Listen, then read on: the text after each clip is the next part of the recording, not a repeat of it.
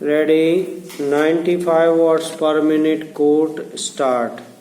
संपत्ति अंतरण अधिनियम 1882 की धारा 107 की, रजिस्ट्रीकरण अधिनियम 1908 की धारा 17 के साथ पढ़ने का प्रभाव यह है कि 1 वर्ष से अधिक की अवधि या वार्षिक भाटक आरक्षित करने वाले पट्टों से भिन्न स्थावर संपत्ति के सभी पट्टों की, यदि वे लिखित रूप से किए जाते हैं, आवश्यक रूप से रजिस्ट्री कराई जानी चाहिए।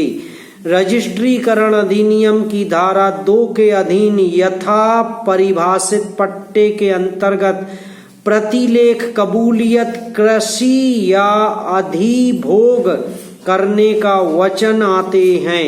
किरायानामा या कबूलियत किराएदार द्वारा निष्पादित किराएदारी का केवल एक करार मात्र है।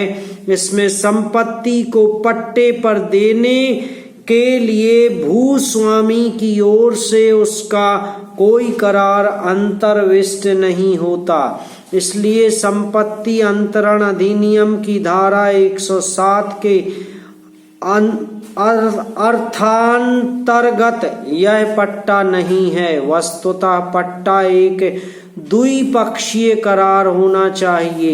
भूस्वामी और किराएदार का विधिक संबंध पट्टादाता द्वारा अंतरण किए जाने और पट्टेदार द्वारा प्रतिग्रहित किए जाने पर अस्तित्व में आता है।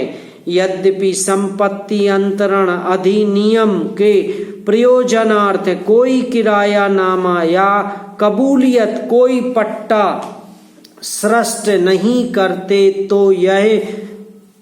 तो भी यह रजिस्ट्रीकरण अधिनियम की धारा 2 में अंतर्विष्ट पट्टे की परिभाषा के अंतर्गत आता है।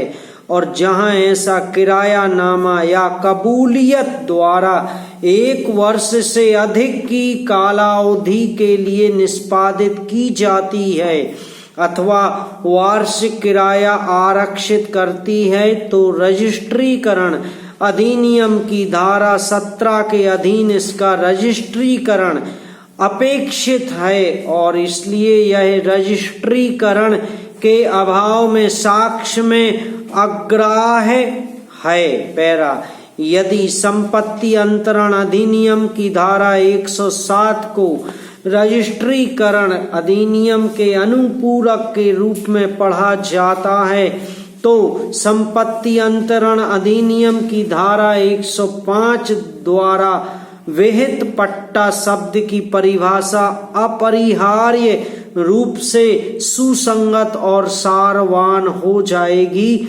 और इसमें कोई संदेह नहीं है कि धारा 105 के अधीन स्थावर संपत्ति का कोई पट्टा उक्त धारा में विनिर्दिष्ट रीति से किए गए ऐसी संपत्ति का उपयोग करने के अधिकार का अंतरण है। अतः यह धारणा करना सही नहीं होगा कि धारा 17 की उपधारा 1 के खंड में वर्णित पट्टों के अंतर्गत ऐसे दस्तावेज आएंगे जिसमें पट्टेदारों के अधिकारों का वर्तमान और अव्यवहित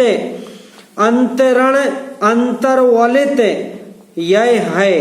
इस प्रकार यह अभी निर्धारित करना युक्तियुक्त होगा कि धारा 17 के खंड में वर्णित लिखतों की भांति पट्टे भी ऐसे लिखते हैं जो पट्टेदारों के अधिकारी का संपत्ति में अव्यवहित और वर्तमान हित अंतरित करते हैं। यद्यपि कोई किरायानामा या कबूलियत ऐसी लिखत नहीं है जो उस वर्णन के अंतर्गत आती है, तो भी इसका रजिस्ट्रीकरण अपेक्षित है, क्योंकि यह धारा 2 में यथा परिभाषित पट्टा पद की परिभाषा के अंतर्गत आती है। समाप्त।